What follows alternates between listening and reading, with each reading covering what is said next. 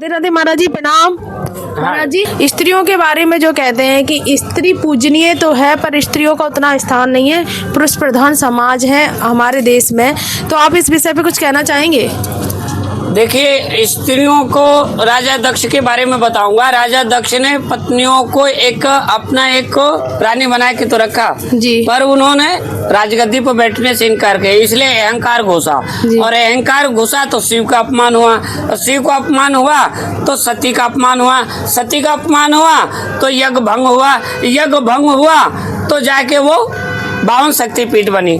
ठीक है ना, और बकरे का शीश लगा। जो स्त्रियों का अपमान करता है वो बकरा ही बनता है कि मैं बड़ा तू बड़ी नहीं। स्त्री देखी जाए तो शक्ति है और स्त्री पालनहार है, और स्त्री को छोटा मानना नहीं चाहिए। ये तो चाहे अग्नि बन जा, ये तो चाहे ज्वाला बन जा, ये चाहे कुछ भी बन जाए, पर दबाए कि इसलिए जैसे ये आग जल रही है तो ये आग जो है ना, ये अच्छी भी है और बुरी भी है। क्या तो स्त्री अग्नि भी है और जल भी है, लक्ष्मी भी है, अन्नपूर्णा भी है, सरस्वती भी है, इसमें सब कुछ है। तो शिव ने इसलिए बोला कि तू मेरे पास रह, मैं तेरे साथ हूँ। बरोबर का स्थान देना चाहिए। महाराज जी, कृष्ण ने किसी का विरोध नहीं किया। जी महाराज जी, एक सवाल और, जैसे स्त्रियों को मासिक धर्म होता है और आपने कहा कामाख्या माता भी एक देवी हैं, उनको भी मासिक धर्म होता है, तो जितनी देवियां हैं उनको सबको मासिक धर्म होता था? देखो, जिसको योनि है, लिंग है, उसको तो होता है, अब जिसको नहीं है तो होगा कहाँ से? जो बोले आम के पेड़ पर फल लगा ही नहीं तो फिर फल कहाँ से आएगा, फूल कहाँ से आएगा? अब यहाँ पे बात ये आती है, आपने जैसे कहा गंगा भी स्त्री है, जमुना भी स्त्री है, सरस्वती भी स्त्री है। अब बहुत सारे पुरुष स्त्रियों से दूर, मतलब बोलते हैं कि तपस्या भंग हो जाती है, स्त्री मतलब कामेक्षा के रूप, काम वासना के रूप में देखा जाता है, तो मतलब उसको कहीं ना कहीं अपवित्र भी माना जाता है मासिक धर्म के द्वारा। और अब इस बात को मैं कैसे मानूं कि कामाख्या में मासिक धर्म की पूजा की जाती है, उस सिंदूर को बहुत तपस्वी संत ग्रहण करने के लिए जाते हैं, और वहीं कहीं ना कहीं आप स्त्री की गोद में नहाने भी आ रहे हैं, तो आप किस दृष्टिकोण से देखते हैं इसको?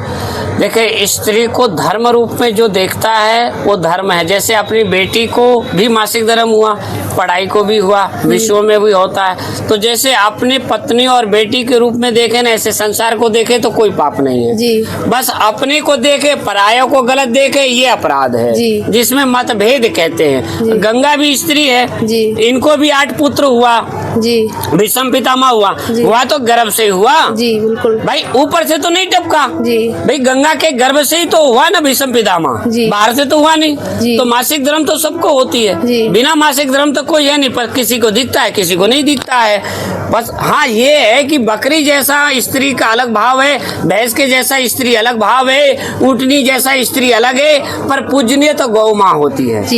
है ना। अब गौ माँ के बाथरूम की भी पूजा है, गौ माँ के गोबर की भी पूजा है, गौ माँ के सर्वांग की पूजा है। अब भैंस को दूध ज्यादा दे और बोले उसकी पूजा करे तो हमारे बस की तो है ही नहीं। जी महाराज जी, अब यहाँ पे पुरुष प्रधान समाज की बात की जा रही थी, तो स्त्रियों को पूजनीय कहीं ना कहीं माना गया है। कहीं नहीं, पूरे भारत में है। कोई माने तो ये राक्षस लोग नहीं मानते। प्राचीन परंपरा से, प्राचीन देवता, ऋषि और भक्ति रूपी मनुष्य स्त्रियों का सम्मान करता, पर असुर रूपी जाति मानो स्त्रियों का सम्मान नहीं करता। ये शास्त्रों में। महाराज जी, बहुत से दक्षिण भारत में स्त्रियों का बड़ा सम्मान किया जाता है, जैसे स्त्रियों को पूजनीय, वहाँ पे पति भी स्त्रियों के पैर छूते हैं। भगवान शिव ने छुआ पार्वती का, 5 पांडव द्रौपदी का छुआ, वहाँ पे हम भी छू लेते हैं। कब आते कोई छुआवे तो खूब छू ले, नहीं छुआवे तो भी छू ले। इसके लिए बोलते हैं कि दक्षिण भारत में संपन्नता इसलिए ज्यादा रहती है। हम उत्तर भारत की बात की जाए तो वहाँ पे स्त्रियों को उतना उच्च स्थान नहीं दिया गया जितना दक्षिण भारत में दिया गया है। दक्षिण भारत में अभी ज्ञान बचा है और भारत में पूरा पश्चिम उत्तर में ज्ञान डूब रहा है। जैसे भक्ति का प्रमाण कह रहा हूँ भागवत का,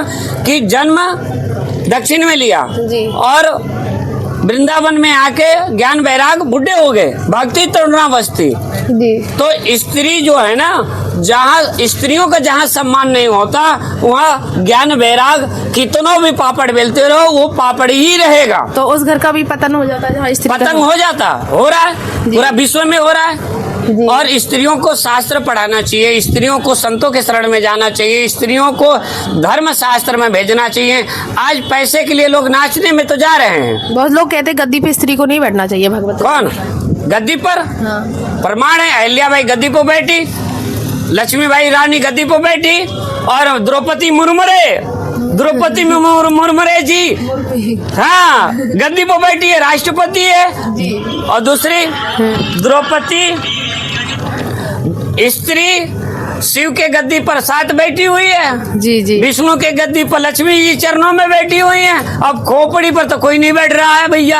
आपने ये बात भी कही कि आप देखिए पुरुष समुद्र पुरुष है और स्त्री गंगा सरस्वती जमुना है, तो आप सारे पुरुष यहाँ पे 17 करोड़ कितने लोग आ रहे हैं स्नान करने, तो आ तो स्त्री की गोद में है। तो आपने वो प्रसंग बड़ा सुंदर कहा था, वो जरा बताएं। देखिए, धर्म के स्त्रियों के पास में सब देवता ऋषि भक्त लोग सभी धर्म के गोद में आते हैं। जैसे अभी हमने कहा गौ माँ की पूजा होती है, भैंस रूपी माँ की पूजा नहीं होती, मौसी की, है ना। तो राक्षसों की पूजा कौन करेगा? राक्षसी तो करेंगे। जी बिल्कुल। और यहाँ देवताओं की पूजा है, समुद्र की कहीं पूजा है, थोड़ा बहुत है कहीं कहीं। अगर स्त्री पवित्र है तो उसे मासिक धर्म में पूजा पाठ से दूर क्यों रखा गया है? कुछ लोग का मानता, कुछ लोग नहीं मानते। अच्छा, इसके पीछे कोई परंपरा है क्या, कोई कारण अब है? जिनकी जो रीत रिवाज है ज्यादा तो मुझे ज्ञान नहीं है, पर कुछ लोग मानते। कुछ आदिवासियां तो हमेशा नंगे ही रहते हैं। आदिवासियों को शिव पुराण में बहुत सारे कथाएं हैं कि कोई वीर पुरुष महापुरुष तो स्त्री से पैदा, वो भी तो खून से सिंचित होता बात है। तो वही आएगी ना। और जो मान रहा है उसे मानने उसी दीजिए। रक्त को अपवित्र क्यों माना गया है? समझ में, जो मान रहा है उसे मानने दीजिए, जो नहीं माने उसे, रावण ने नहीं राम को माना, भविष्य ने राम को माना, बस फर्क इतना ही है। जी। राम ने मंदोदरी को माँ कहा, जी जी, है ना, रावण ने सीता को माँ नहीं कहा।